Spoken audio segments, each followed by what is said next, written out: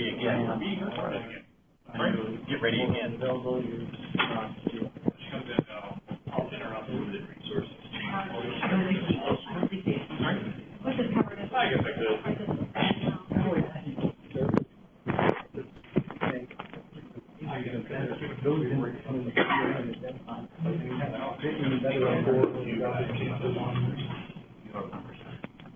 All right, can everybody hear me okay? Yep. All righty. Well, we'll try this again. Sorry for the delay getting started today. You know how that stuff goes between the technical problems on Link and, you know, Glenn being a little bit late getting on. It's always fun. There's always something going on here. For those of you that don't know me already, my name's Dan Guzman. I'm a St. Louis native, been here, living here all my life. I've been doing database stuff forever, in a day or two or three, in a variety of type systems.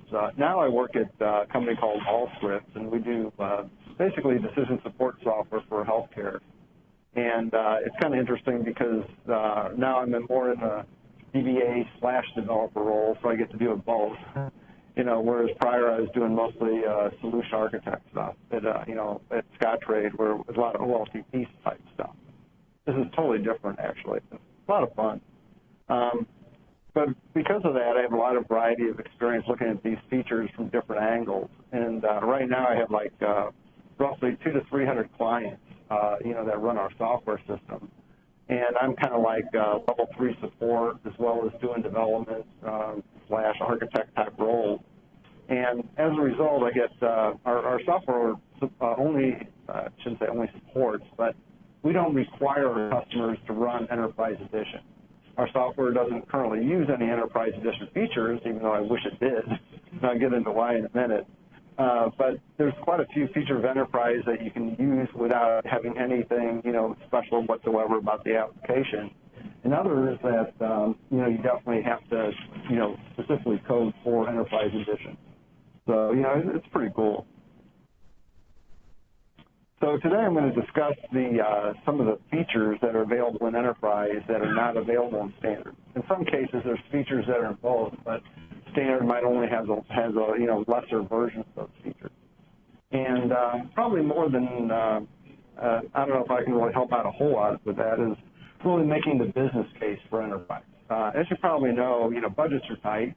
Enterprise is pretty damn expensive compared to Standard. You know, I wish Eddie Hendricks was here because he could speak to more about, you know, the differential in cost, especially for Enterprise customers. But, you know, street price, if you go to, you know, you can buy it off the shelf, you know, Enterprise, 2 core licenses for about 13 or 14 grand. And that's not cheap. I mean, it's going to approach, I mean, as soon as you get your, you know, server loaded up with, you know, 16, 32, 64 cores, I mean, that's a lot of money for licenses. But of course, street price, you can actually get it through Microsoft if you're a volume license customer, it's quite a bit less. But still, it's pretty pricey. So, you know, you have to make the business case for how much it's going to really save your company or how much it's going to help your business to be able to really justify it. But a lot of who in this room, are any managers? I know Pete. Anybody else, or is this all DBA here in this room? Okay, we have one manager. Okay, throw your tomatoes. You know, a lot of times, you know, it's hard to justify. I mean, Glenn spoke to this a little bit. I mean, hardware is relatively cheap, you know, compared to SQL Server licensing, but even it's minuscule compared to people costs. Like, figure out about how much you know, an average DBA makes in the St. Louis area, which is peanuts compared to the East or West Coast, but still, I mean, you know, you can buy a lot of core licenses for 1 year for a DBA salary. Is you can save, you know, the work you have to do, or meet your business SLAs, and you know, do it at a, you know, in a good way. I mean, you can definitely make the case. It's just hard to do it without having management buy-in. So from the DBA perspective, that's mostly what I'm going to concentrate on here. But if you can say, well, I can't meet my performance SLAs on Standard Edition because, first of all, Standard only supports up to 128 gigabytes of memory with 2014, and just half of that will keep the Standard. You know, Glenn mentioned, you know, how SQL is memory hungry. And it's simply because that avoids I/O.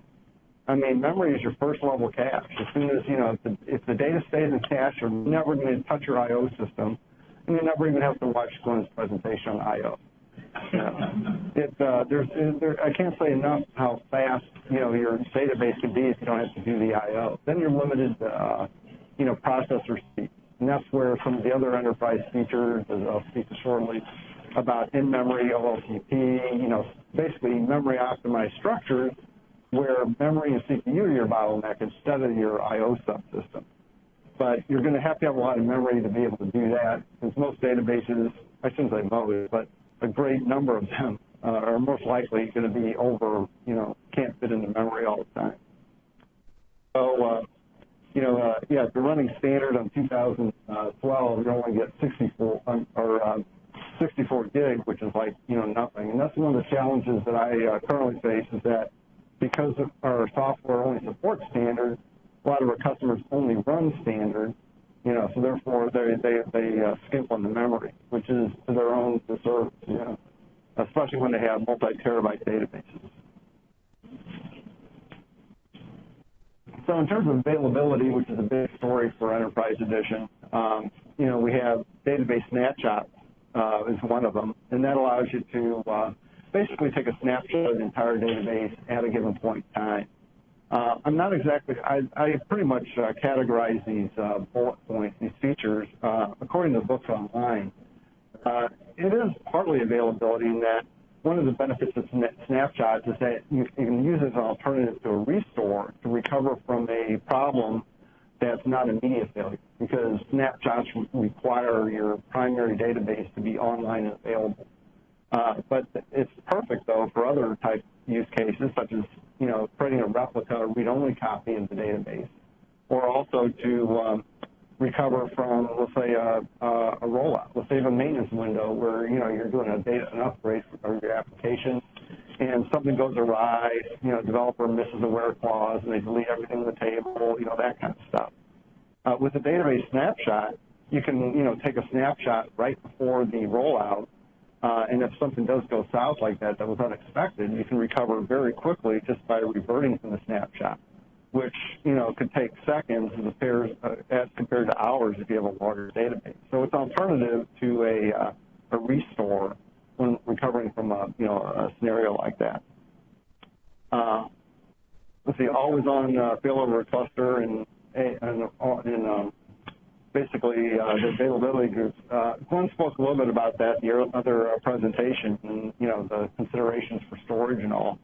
But as you can see, with always on, with the standard Windows cluster support, I mean, you can go up to the OS Max instead of just 2 nodes. Who in here is using always on? Curiosity. We got roughly about half a dozen folks here. I'd really like you guys, if you can, to share some of your experiences along the way here in this presentation, both positive and negative regarding some of these features, if you want to, because I personally don't have a whole lot of experience with Always On, for example, and that's a very important, feature of Enterprise Edition. I was talking to John earlier today about a little bit about that, and I was hoping that Dan was going to be here because he's our big DBA of the year from past. I mean, he kind of walks on water, et cetera. But he could definitely speak to that a lot better than I can firsthand here. So my experience there is mostly book smart, not being really, don't have the school of hard knocks, if you will, of the things that you really run into in the field.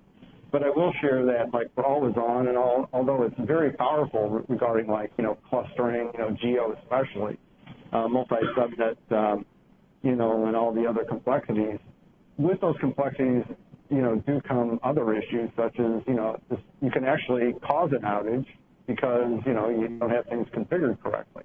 It's important to really, understand all the intricacies and probably know more about Windows clustering than your server admins do. But all that said, there's a lot of benefits to be had because then you can use, Always On as part of your DR strategy, not just your high availability strategy. Online file and page restore. Has anybody ever had to restore a specific page?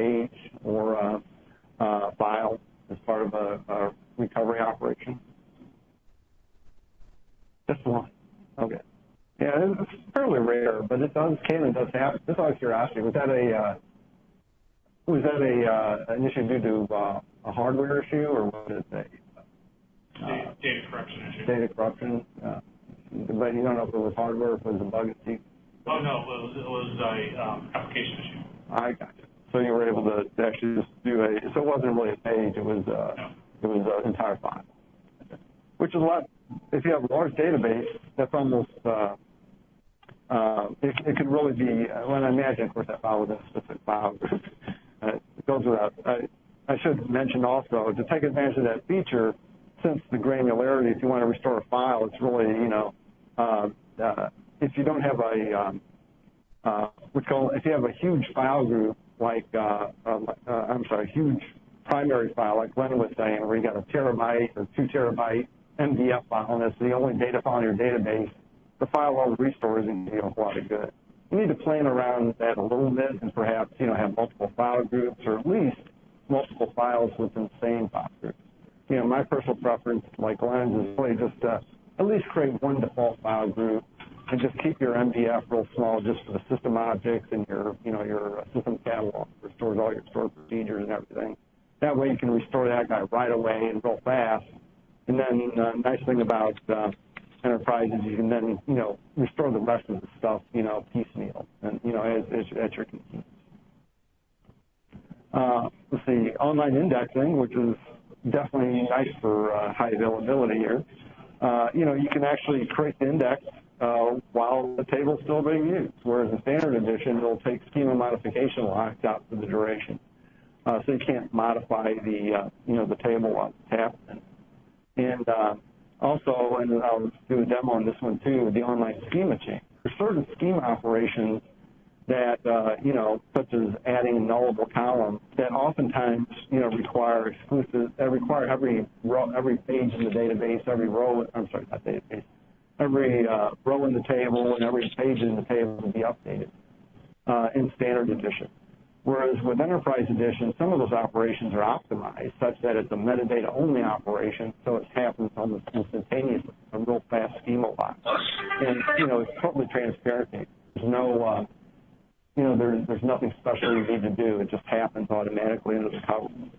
So when you're doing the maintenance, let's say it's a live website or something where you have your, thousands of users hitting it, 24/7, and, you want to do a rollout in, the middle of the night to mitigate impact if something does go south, at least it can be done as opposed to, locking your billion-row table for the duration of the operation. Fast recovery, which is something that's entirely transparent to you, it only happens when, the database is being brought up. As you probably know, whenever SQL Server starts up, it has to start up every database. And to do that, the first thing it does is it reads the transaction log to roll all of your transactions forward, committed or not. Everything gets rolled forward from the transaction log to the point of the failure. And then it, it starts from the last, successful checkpoint. And then it rolls everything back that's uncommitted. Well, if you have a huge transaction that needs to be rolled back, in Standard Edition, the database is unavailable for the duration of that rollback, the entire database. Whereas with Enterprise Edition, what it does is they'll do the roll forward, and the database won't be available, while it's doing that. But as soon as that's complete, they'll maintain locks on the objects that need to be rolled back, but at least it'll bring the database online. So then other, users of other tables that, or other objects in the database, they can proceed to use the online database while the, the recovery completes and the, in-flight transactions get backed out. That fast recovery feature is, enterprise only, but, it's nothing special you have to do. It just happens. Mirrored backups, that's like wearing a belt and suspenders, that's enterprise only, as is hot memory, CPU adds, which apply to mostly for virtualized type environments where, maybe, you need to add a couple more cores for a VM or something.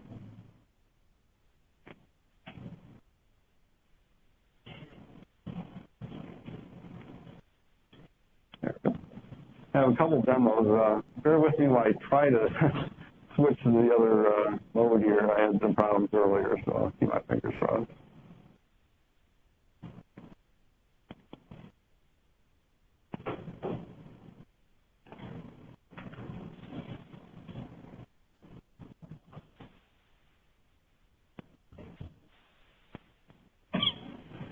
Yeah, I'm trying out this new version of PowerPoint, and I don't know, I just haven't got the hang of it yet. So once I get in presenter mode, I don't know how to get all the way out of it. Is my problem.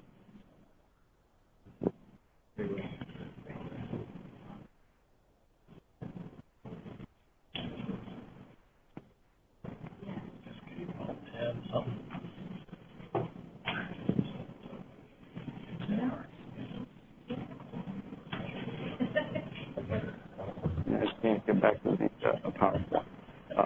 Presenter mode if I click on it, so it doesn't come up.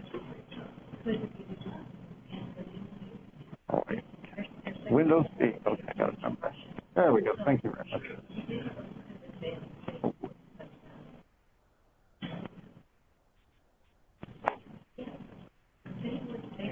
Yeah. All right, so to do this demo, I'm just going to use the AdventureWorks database, which probably most of you are familiar with. You can download an AdventureWorks database from CodeFlex. There's basically one or two or even more for every version out there. But I'll start just with a fresh restore backup that I took earlier. I have two instances installed here. One is Standard Edition, and the other is is Developer Edition. I forgot to mention earlier that Developer Edition of SQL Server supports all the same features as Enterprise. So that allows you to do development and testing under really low license costs. It's like $50 a head or $60 or something like that. Or if you have the MSDN subscription, for developers, it comes with that as part of the MSDN subscription. So that allows you to develop, features for Enterprise Editions really inexpensively. And even if you don't use the Enterprise Edition features, you can still take care of that, or use those features in your development environment. Such as, I'm trying to think of a good example, like snapshots, for example. That'd be a good one they'd like to be able to use in development as well. So I start just by restoring, the AdventureWorks database. So this is all fresh. And let's make sure to bring that. So I'll just create a super simple table here. Just nothing more than a single column table, just because I want to demo, impacts the various different schema changes. And again, this one's on Standard Edition. So I'll go ahead and load a million rows into it just so you can kind of ascertain the performance by eyeballing it.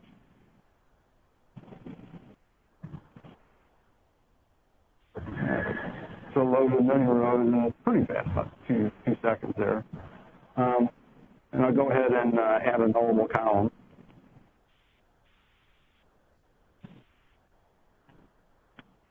And, just select a few of the rows in the table. And as no surprise, all the columns in the table are null. And that was a metadata-only operation because SQL Server doesn't have to touch any of the rows in the table. All it did is add that new column to the system catalog. So it knows about that new column called column 2 here. And it didn't have to update anything. So even though the column is not actually in any of the rows yet, SQL Server is smart enough to merge the rows in the database that don't have that column in it with the system catalog and say, hey, that row, that column needs to be there, so I'll just add it dynamically when the table's queried. And similarly, if I add a new non-nullable column with a default constraint, then it doesn't have to update any of the rows either. So again, it's the same sort of thing.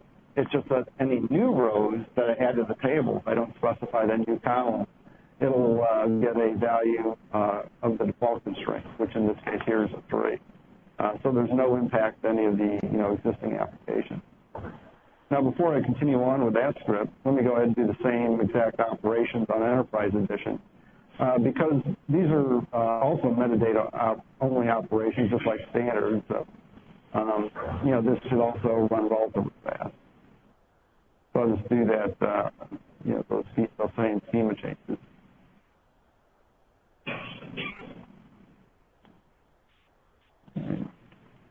So right at this point, both the databases are at the identical state. They both have those columns in the table. Let's see. I haven't added this one here. Now here's column 4. In this case here, that's a nullable column, but if I forgot to bring my pointing device, but on the default constraint clause, you can see it has the with values clause on it. What that does is it tells SQL Server, not only do I want to add this nullable column with that default constraint, I also want it to update all the existing rows in the table with that clause, with that value. So that's functionally identical to adding, just like I did before, adding a new column with the nullable column with the default constraint, and then updating every row in the table with that value that has a null in it already. So I'll go ahead and run that. This is again in standard edition, and I think this runs about 15 seconds or so. But while that's running, I'll go ahead and jump over to the Enterprise Edition equivalent. So this is the exact same script, adding that new null column with a that default constraint, and it was instantaneous. And of course, it's because of that online schema change feature. So this is all this data, mind you, is in memory because of my it's a relatively small table. I mean, even though it has a million rows, it still was relatively small from SQL's perspective. And then standard edition change looked like it took about 11 seconds. And similarly, if I add, which is more of a common use case, add a not nullable column. So schema-wise, I don't want this column to ever allow null. So I'm going to create it with the default constraint, which means that SQL Server will update all the existing null values to that default value. So running that on standard, again, it's not a metadata-only operation. It's going to take a while to update every row in the table. I do the same thing here. With the Enterprise Edition, whoops, and I get a syntax error, so it can't be.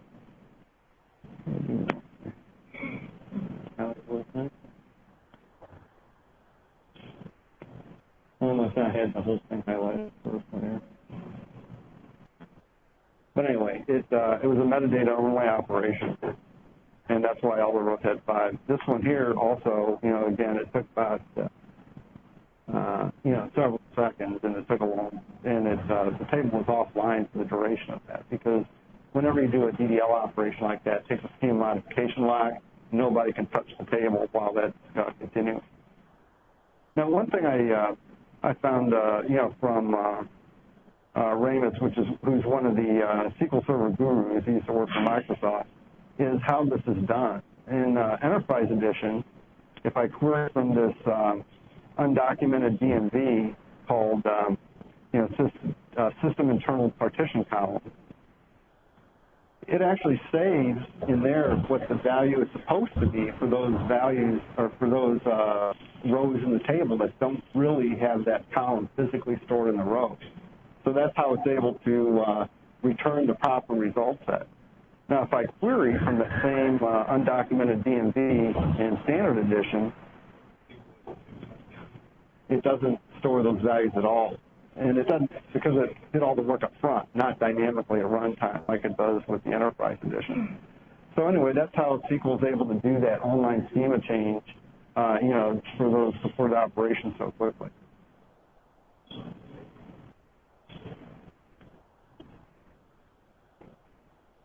Oh yeah, database snapshot, I almost forgot.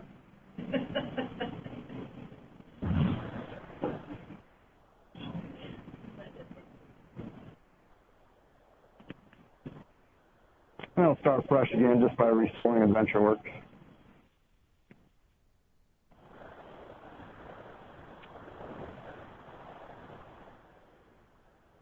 By the way, I always make a habit, anytime I restore a database, I always change the database owner. I mean, I don't have to do that for this demo, but I like to demonstrate that's a good practice. Unless you like your user ID on all the databases that you create, Microsoft just has that. When you do a trusted connection, Microsoft always puts the user ID of the person that created the database as the database owner. So I've seen databases out there that have been, created by DBAs that left the company years ago. They're the database owner because of that. So when you're attaching a database, you can change it with Advisor after you that. Yeah, exactly. The same holds true when you attach databases to stuff too. It's a gotcha. Let's see.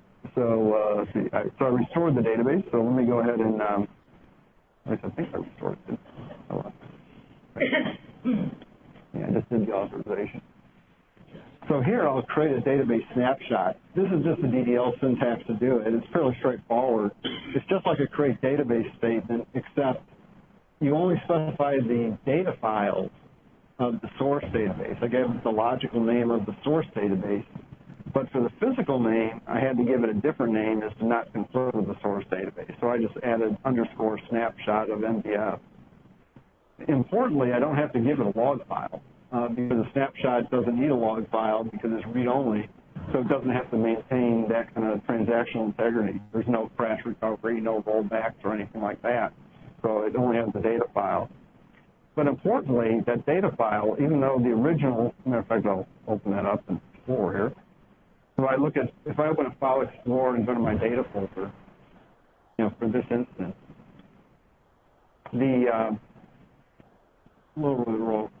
hopefully you guys can see that.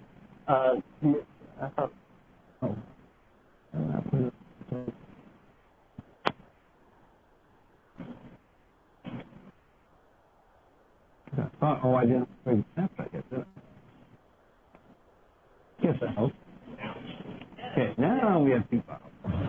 And as you can see, both those files have the exact same physical size of about 200 megabytes or so, same as the source, basically. If I look at the original database file and do properties, I don't know if you can read that, but the size on disk says 205 megabytes, and which matches the size of the file exactly. Now, if I do the same thing for the snapshot, the size on disk says 205 megabytes, just like the other ones. I'm sorry, the size does, but the size on disk says only 3.37 megabytes.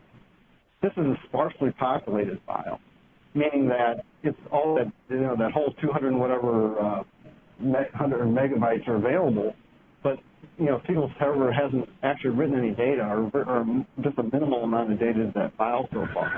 What a snapshot does is just replicate data changes from the original database over to this sparsely populated file, so that any time you read from the table in the snapshot database, it returns the data as it was the time the snapshot was created.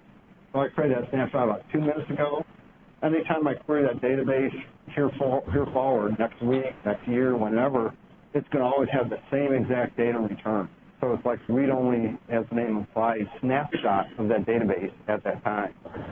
But the beauty is it's not like a restored version that requires all the space as the original. It's sparsely populated.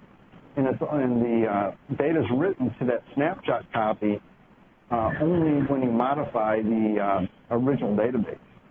So, if I just do an SD help or space used, as you can see, the size of the database is pretty darn close. It's, just about the same as the source. And if I query the snapshot, if I query the primary database, nothing special about this query, just a regular application query, I'll get the exact same results on both databases because I haven't changed anything on the source. And rather than just being rather than just doing an update and showing you that they're different, just trust me, they would be. I'm going to be a little heavy-handedly, and I'm just going to drop the table entirely. So I just dropped the sales order details table, which is about an 8 megabyte table. And if I go into the snapshot and look at that file size now, what it looks like. So for the file size on disk, it says it's about 4.7 megabytes. Kind of interesting that it's able to store, even though I just dropped the 8 meg table, the before images of that data you would expect to have to be moved to the snapshot so it can provide that before, that consistent copy. Well, as you may or may not know, when you drop a table, SQL Server doesn't update every row and page of that table. It just, all it does is it's a metadata-only operation, really. It just drops the extent. So it's really only those modifications that had to be copied over to that snapshot file. It's still able to provide a consistent copy. Later on, if I create a new table and it happens to reuse those data pages, then we would see the size increase as those new data pages get So it's fairly efficient in terms of being, sparsely populated.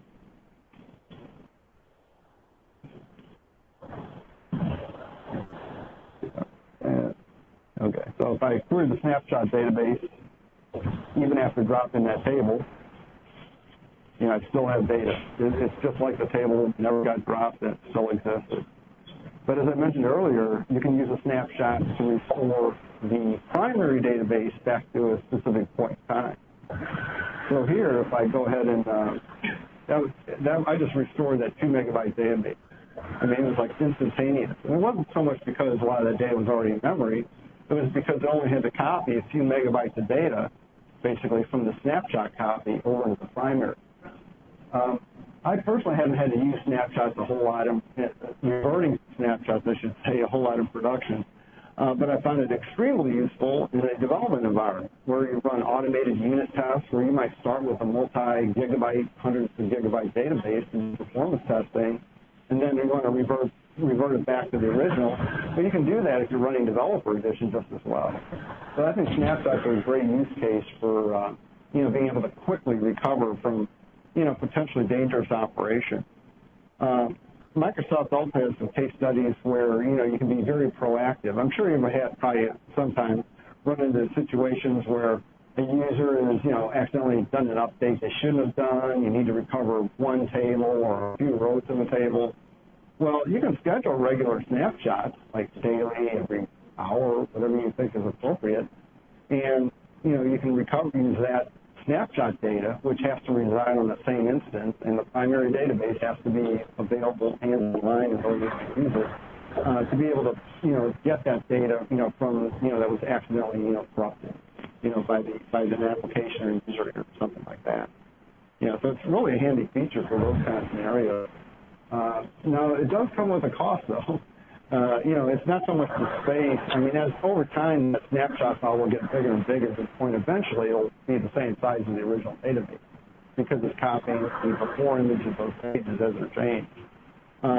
But, still, it's not going to be that much. But there is the extra cost of having to do that extra I/O when data is modified in the primary database. So if you have a very heavily low-synthesized system, even though it would be great to have a snapshot off to the side for fast recovery or to recover from user error, it might always not be practical to do so.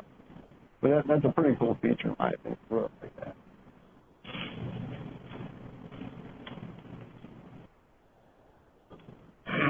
And, of course, the table is back because I just reverted some snapshots. I want to make that clear. It's not all just magic.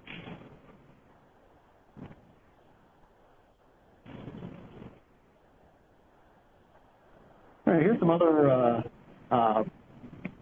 features, and I didn't mention before, but a lot of these features could be entire presentations all by themselves. Matter of fact, some of these guys, like on the HA stuff, there'd be week-long classes on them. I mean, there's a lot to some of these features, and a lot of powers as well. Table and index partitioning, I think. I've given a session here a couple of times on it, as well as SQL Saturday. Extremely powerful for very large tables, especially. Microsoft bills this as scalability and performance when it comes to partitioning. I look at it more like it's manageability because it allows you to break up a very, very large table into smaller segments based on a partitioning value column. Most often in practice, that will be a date-time column. Some kind of temporal type where, you want to be able to query data for a given quarter or a given month, et cetera, an incremental type key like that. And there's a lot of uses for that, including ETL processes. You can, for example, load your, monthly data in your financial accounting system, every month. While the primary table is online and available, and then once everything's ready, you can switch that table in one partition at a time. So you can segment your table logically by date range and do it that way. But one of the other benefits in terms of manageability is you can compress individual partitions, which I won't show individual partitions, but I'll get into data compression in a minute. You can place them on different file groups, which means you can have, your SSD, flash drives. They might not only have limited space for your primary active data and your older stuff on your, spinning media, which Glenn mentioned how slow that stuff is. Data compression, this is a feature where you can probably, and I shouldn't say can probably, but that you can make the argument, you can make a cost-benefit analysis and pay for Enterprise Edition if it saves enough storage space. What it does is it allows you to, there's a couple flavors of compression, page compression and row compression. Page compression, all it really does is make all the fields in your, columns in your table variable length. So obviously if you already have bar cars, that's not going to change well. But most of us use fixed length data types like integer, date time data types, decimal data types. And when you have those kind of structures in your database, those are always occupy the same number of bytes, regardless of the underlying value. What data compression does is it turns those fixed lengths, those data types that otherwise would be fixed length, and makes them variable length. So it only stores the significant digits. So, for example, if you have a 4-byte integer that only has a value of 1, rather than storing 4 bytes, it's only going to store a single byte because the byte is the most atomic unit that SQL Server stores, on disk. Similarly, with the date time, it'll compress that down by a byte or two, depending on what the actual date value is. The decimal type, it'll do similarly. It'll, store it in a much more compact form. Generally speaking, your molecules vary quite significantly, but it's pretty common to see, 40, 50, 60% compression just blindly on any arbitrary table. I've seen as much as 90%. I've also seen as low as negative compression where the table gets bigger after you compress it. But anyway, that's what row compression does. Page compression is on top of row compression. And what page compression does is it'll, after it's already done row compression, so it's basically a superset, it will then do prefix compression to be able to store values that repeat in the same column within that page more compactly. And then after it's done that, it will go take a step forward or take a step past that and actually compress repeating data that occurs in different columns, so it's only stored once. So, for example, if you have a table where I'll just throw it out there, your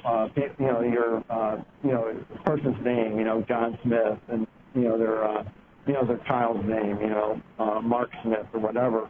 Because that value Smith is stored multiple times in the same row, it'll store that only once in a page, and if there's multiple rows that have that, it still store that once. So it can really add up quite a bit. So anyway, that's generally. I'll do a quick demo of data compression in a minute here. Resource governor. If you're running an Enterprise Edition, chances are you have larger workloads, bigger databases, those kind of things. And everybody, I'm sure, has that that one application. Let's say it's a reporting application that runs against your OLTP system.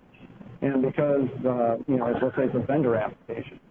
The thing likes to, use massive parallelism and use every core on the server, and, there's not a whole lot you can really do about it.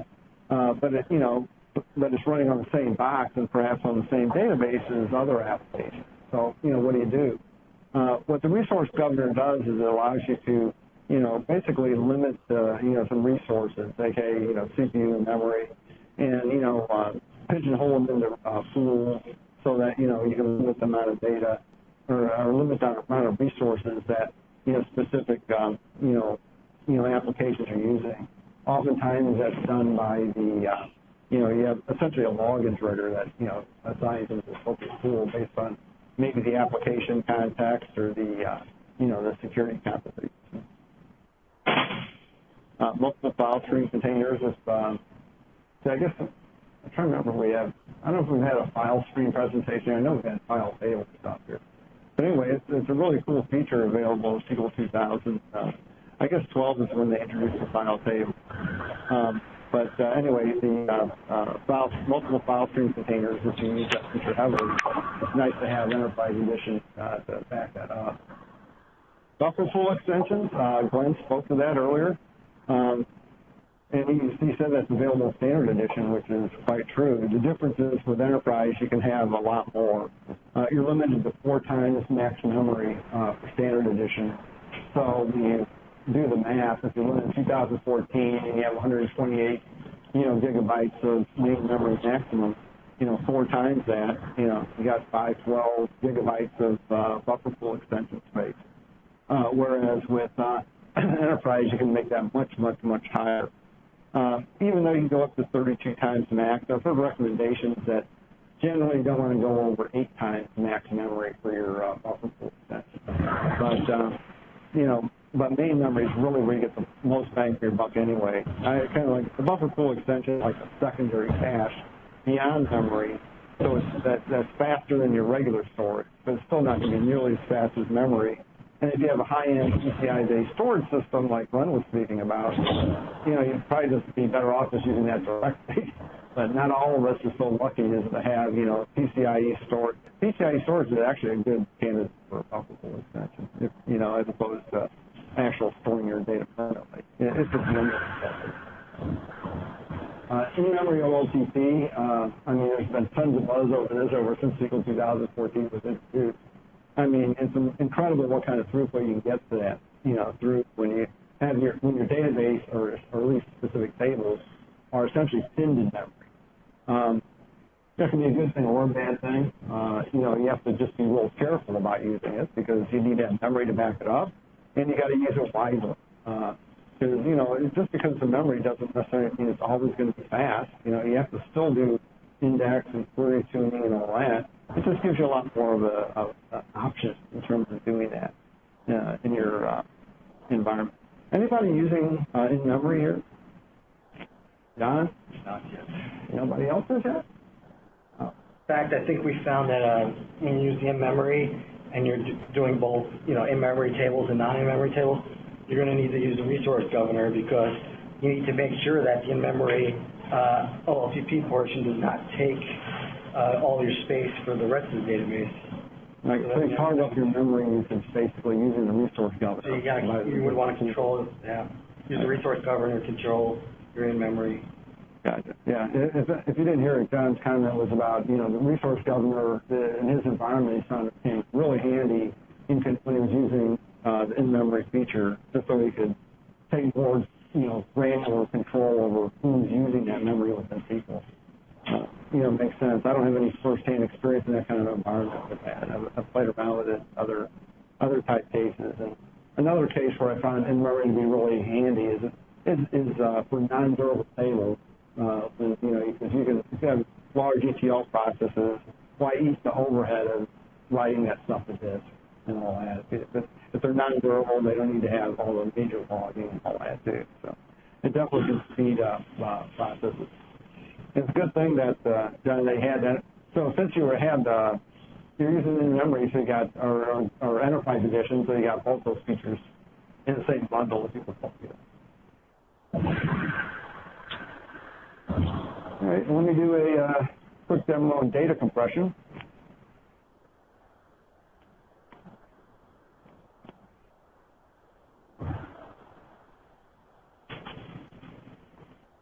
You said that if you're already using varchar for all your columns, that you're not really going to gain anything doing the page compression?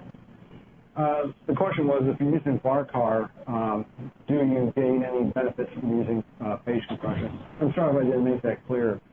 If you're using row compression, you won't see any significant improvements because of that. But page compression on top of the row compression, yes, I would expect that you can see improvements depending on the type of data in varchar content. Yeah, I'm sorry. Yeah, so varchar isn't going to compress with row compression. Excuse me.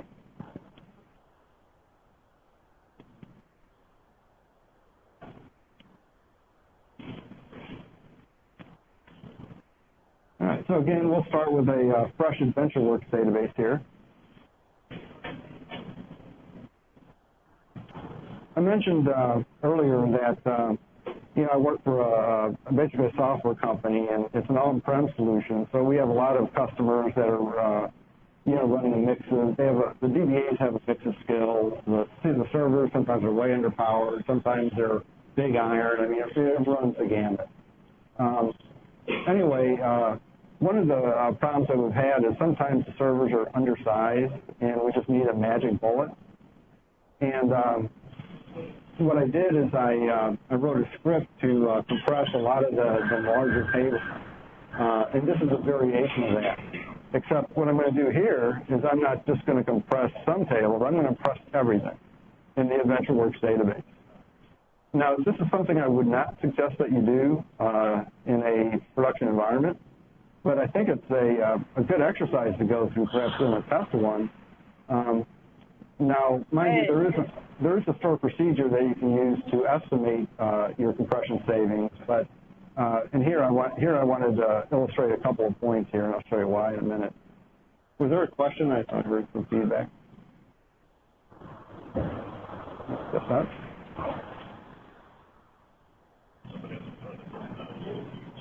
Okay, so what I'm going to do here is I'm going to start just by doing row compression on essentially every table in the database using this script. But before I do that, let me grab my let me do the couple of reports here.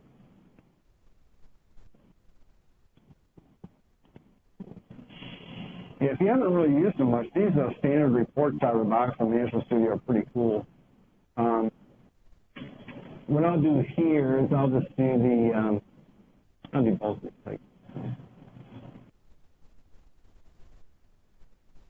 So this is just shows you, this is a quick snapshot of the overall, database size.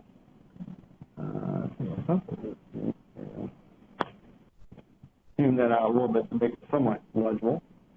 And I'm just going to use this as a before and after, so I'll just run this same exact report again quick.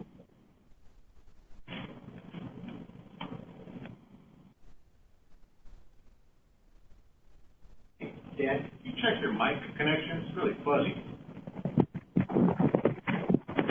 All right, maybe it's slipping down a little bit. Can you hear me any better now, or do I have fuzzy?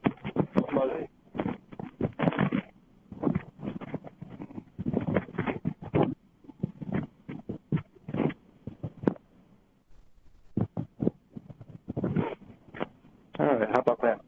Okay, my bad. It was on the inside of my shirt, so the outside.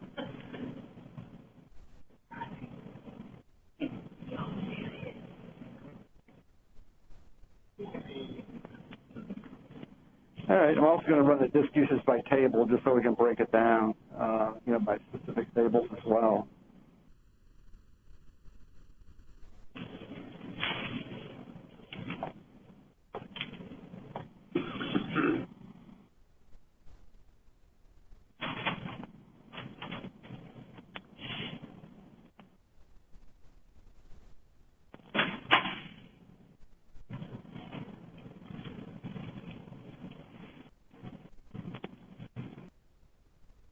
My apologies, the shortcut keys aren't quite working as well as I thought they would, so I got to do a little bit of drag and drop here, or a highlight.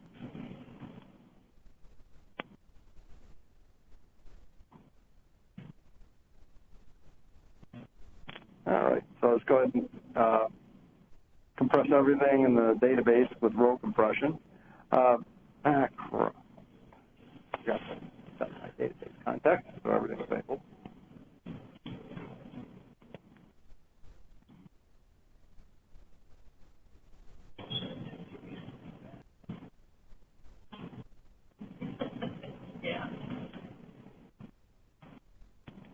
By the way, even with the error message, you can see the syntax of the statement I'm using at the bottom there to compress the tables. All I'm doing is saying alter table name, rebuild the data compression equal row, and that will, of course, turn on our row compression for all those tables. And all the script does is iterate over all the tables in the database, and because you have to do that individually, there's no one big, hey, compress all tables DML function you can run. Should be. Yeah, I wouldn't disagree. I bet you if you blindly, and I'm not kidding you, I bet you if you just blindly compressed everything, you're going to end up ahead of the game more times than not. in terms of performance. Now, there's exceptions to that, especially if you're already running 100% CPU. That's not where your bottleneck is. Don't worry about, your disk. Because you're not, one of the points I should have made is that when it comes to compression, you're not just saving disk space. You're also saving memory. It's like doubling your memory because you get twice as much stuff in the same amount of memory. It's also reducing the load on your I/O subsystem, along the way. So that's going to help out. It's going to give you more I/O bandwidth, that kind of stuff. Is there a question? On really, really large tables, there's also a third parameter you can use in compression for it's like a time to wait or something like that. Have you ever used that? So, does some compression, it waits a second, does some more compression. So the question was, am I aware of another parameter on a time to wait? I am personally not. I should have probably read the books online. I've never used it myself. So what you're saying that what that will do is wait a certain amount of time.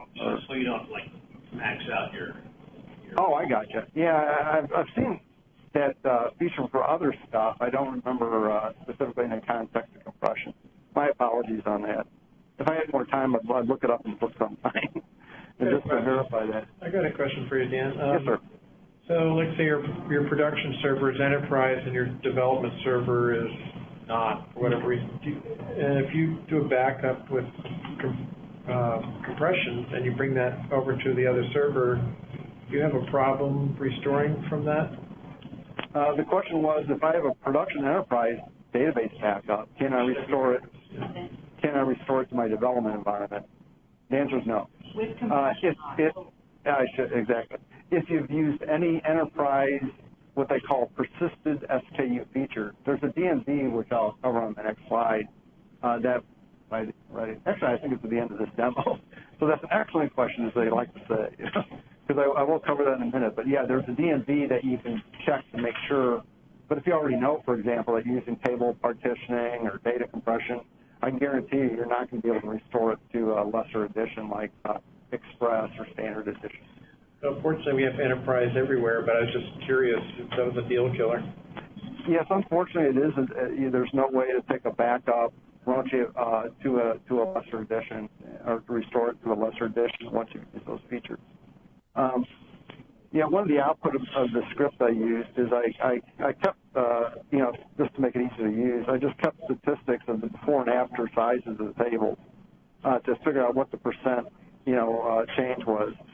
Some of the tables, as you can see, I got hardly any reduction. Like this one only had 1%, whereas others are, generally in the VentureWorks database with just row compression, a lot of them are in the 30s, ish or so.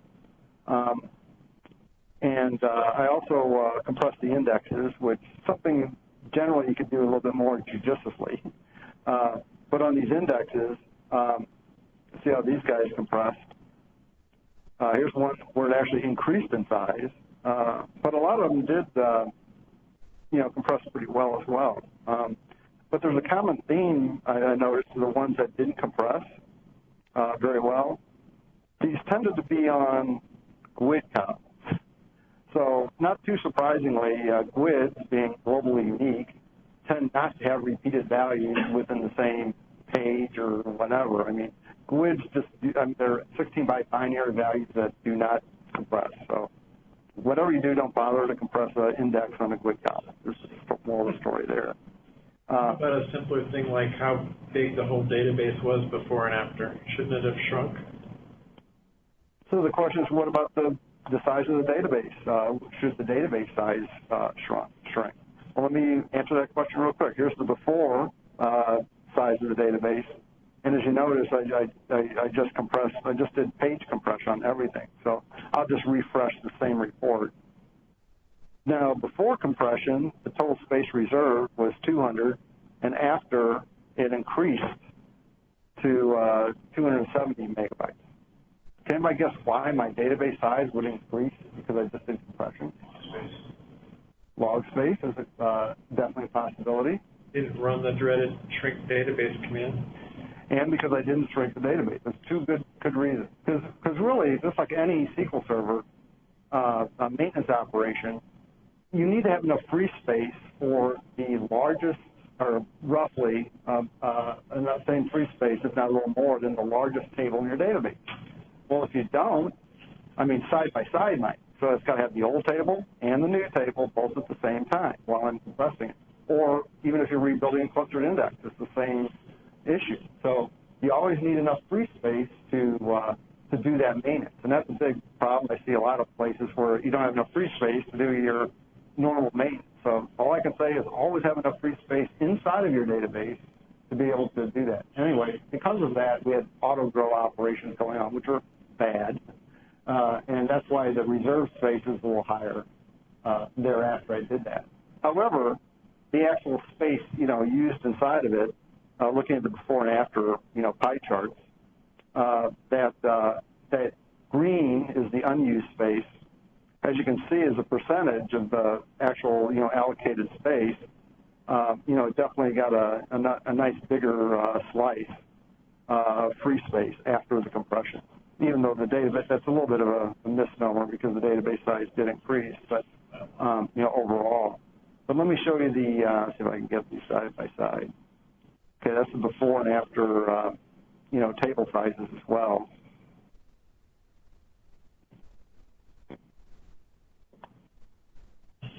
All right, so these are sort of biggest table first. That person table being at top of the list, after compression, but it didn't compress very well. That was the one that where we got terrible compression. And I'll show you why in a second here. So anyway, generally speaking, the tables, compress pretty good before and after here in terms of the before and after size. If you look at that under the data column here. Yeah, this before here, I mean, mind you, that's just with the row compression. So let me turn around and just do the same thing with page compression, which, like I said, this is kind of this is on page compression is on top of row compression.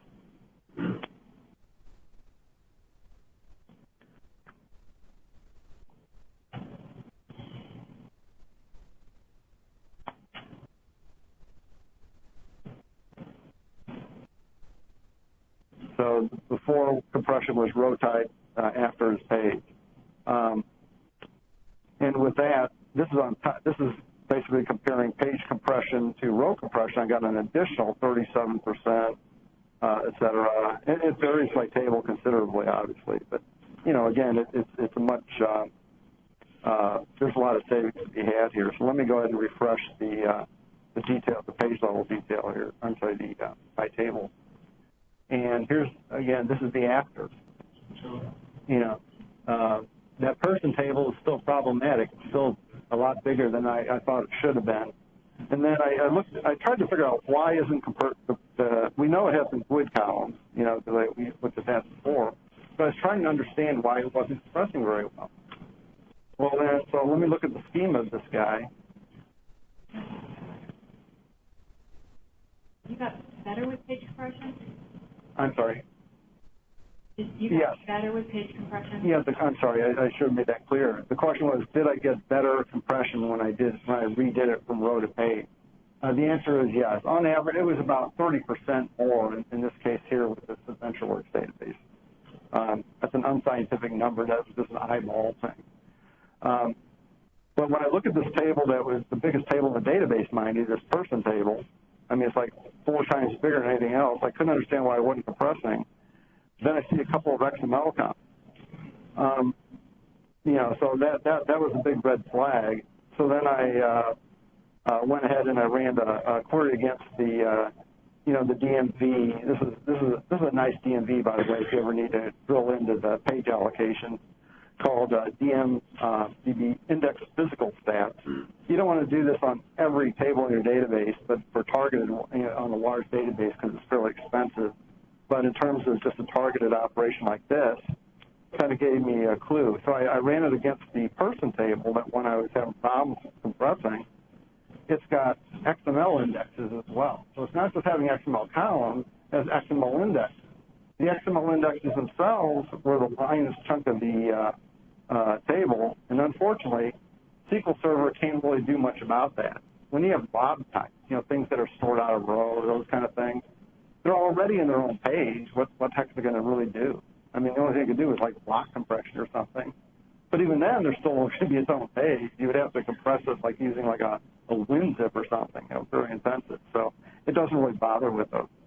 But if I go ahead and just for S&G, just drop the stupid XML index. I'm not that I'm anti-XML. I just there's a time and a place for everything. But I don't know if that's the right one or not without knowing more about the AdventureWorks application. So all I did there is just drop that one XML index. I'll pretend we didn't need it, it's errand or something. And suddenly the person table, went down to something a lot more reasonable. Now the data size is, I can quite read that. It's on my screen. Yeah, so it went down quite a bit, much more than 85, and that includes dropping that XML index up. But it's all together, it was like, 75% less. So anyway, there's a lot to be had there in terms of, what you can do with compression, especially if you're more targeted. By the way, this is that DMV I spoke of a minute ago. The persistent SKU features. Personally, I find this one actually more valuable going the other direction, like from development to production.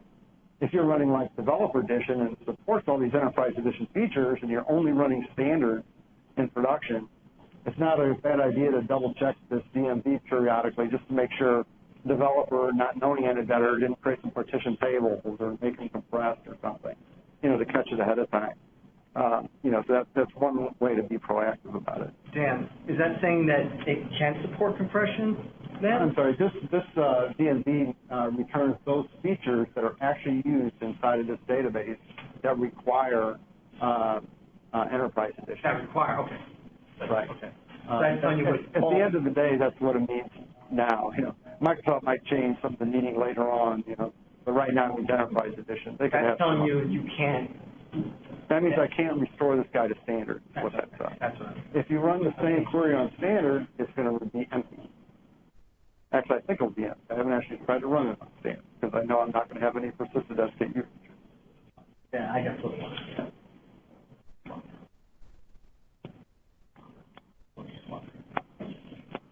Yeah, we got a late start today, so I don't want to keep everybody too late. So I'm going to go ahead and just go on with my PowerPoint. I'll probably skip my last demo. Wasn't too exciting anyway. It's about that Boeing security stuff, Yeah.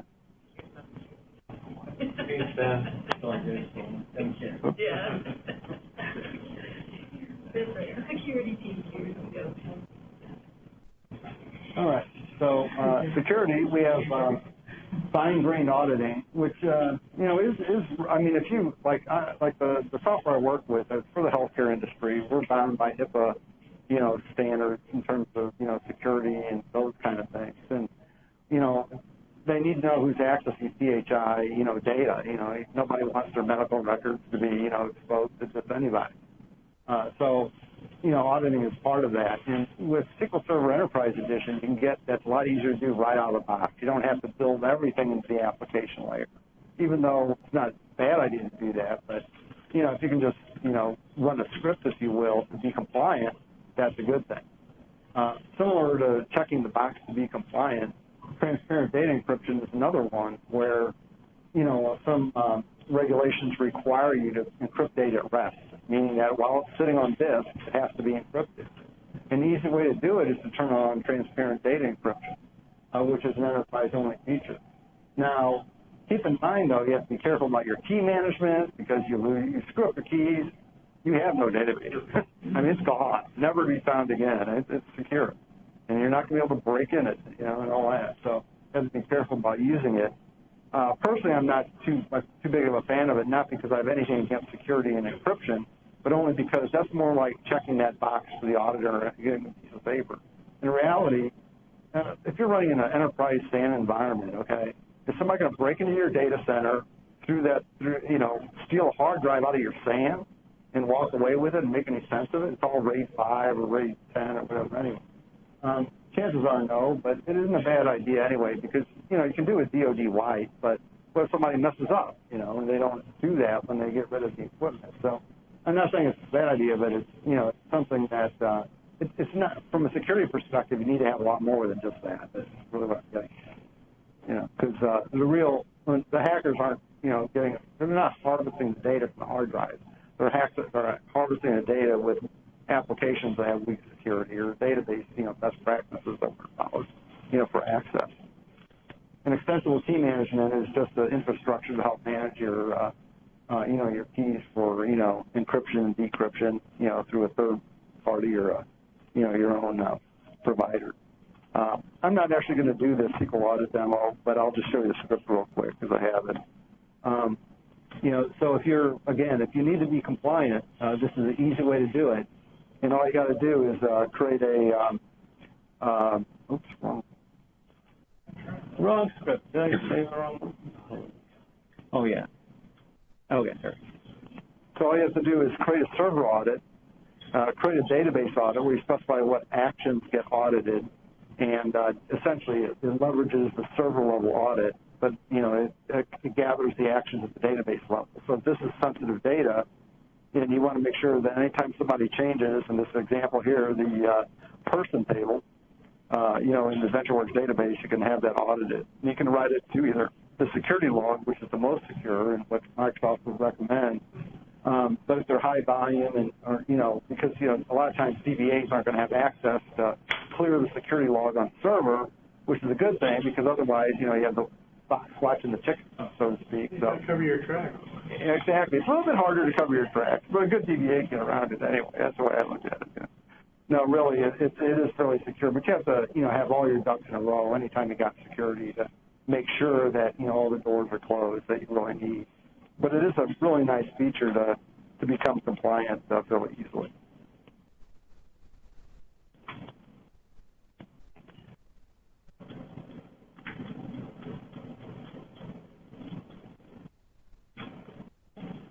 All right, for real quick, replication, a couple other features that you can go in enterprise.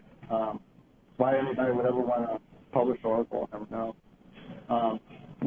Peer-to-peer transactional replication as well. Distributed partition views, you can do those as standard. Matter of fact, the project I work on, we actually do.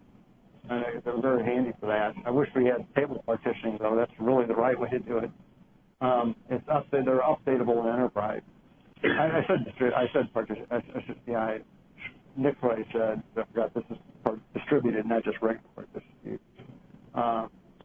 Basically parallel, index and consistency check to improve availability and or manageability, I should say.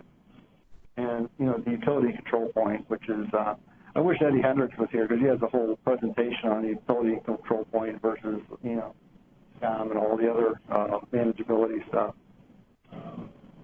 And data warehouse-wise, a lot of cool stuff. I'll kind of glance through it. It's short on time, but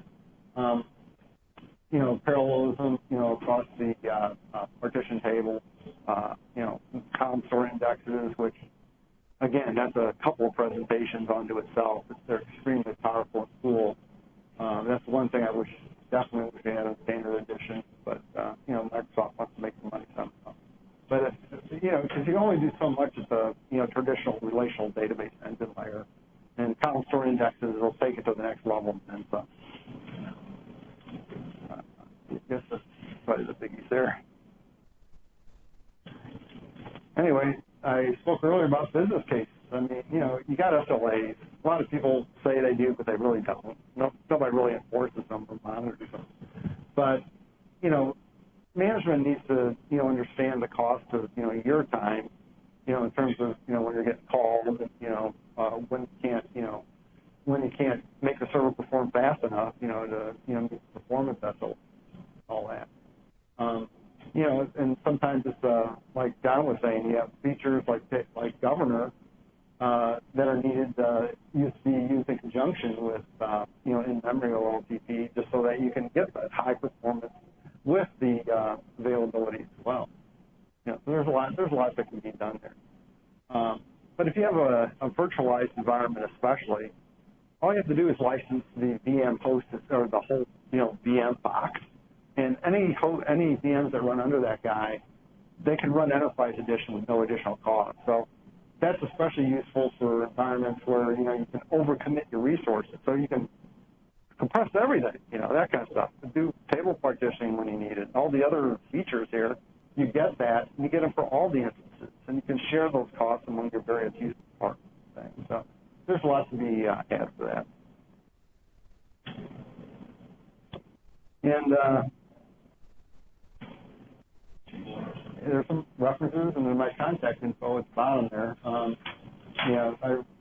Real good Wally. This guy, Ramus, he participates quite a bit. He's a Microsoft guy and also has his own consulting company. He participates in the online forums quite a bit. He's a real smart guy, and he has a lot of good info, bugs and stuff. So I suggest you might want to subscribe to that as well. Anyway, anybody have any questions regarding Enterprise Edition features in general, or want to share some of their pluses and minuses of any of those features that I've discussed today?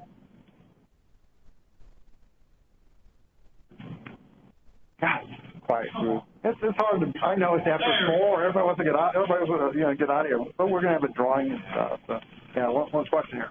Well, like on the auditing thing, I hadn't really cared. I'm still stuck in 2008 world, but you started to say it seemed like you're going to say that you could get all that changed information like to a local table that could be used in reporting. The question was about the SQL Server audit. Could we just put it in a local table that could be used for reporting? Not directly. However, what you can do is one of the targets. The 3 targets for a SQL audit are application logs, security logs, or a file. Very much like tracing. Either extended event tracing or the deprecated SQL trace. So, rollovers and all that kind of stuff. So that means, well, once you have that file, you can import that into a table just through a regular ETL process for, compliance reports or whatever. Yeah, I meant like to take the load off a developer who's like currently, every time a value changes on the front end by guy X, he saves the before and after value in a history table, and then I write reports to troll that, and it seems like he would not have to do any of that, and I could get all that same information. It's a perfect case for doing exactly that, which is automating. In other words, rather than having development have to build something to do all the auditing and all that, because, it's a self-report, basically. You got to write an insert statement for your main table and write a trigger, write that same data somewhere else and all that. With audit, you can just write everything to files, because chances are that audit data doesn't have to be real-time available.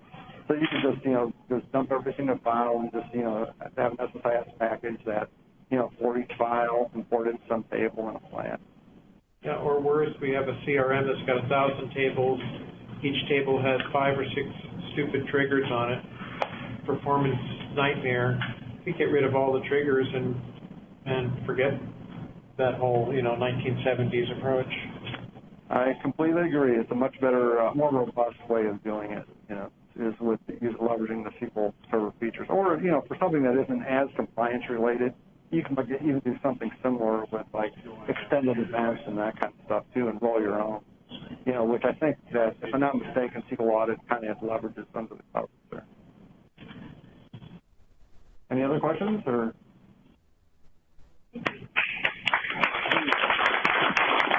Again, sorry for the late start. So if you fill out your evaluation and then look at a reference ticket, we've got some books, 2012, 2014 books. I do have a couple Pluralsight vouchers, but as Glenn said, if you send an email to Paul Randall, he'll give you a 30-day Sweet.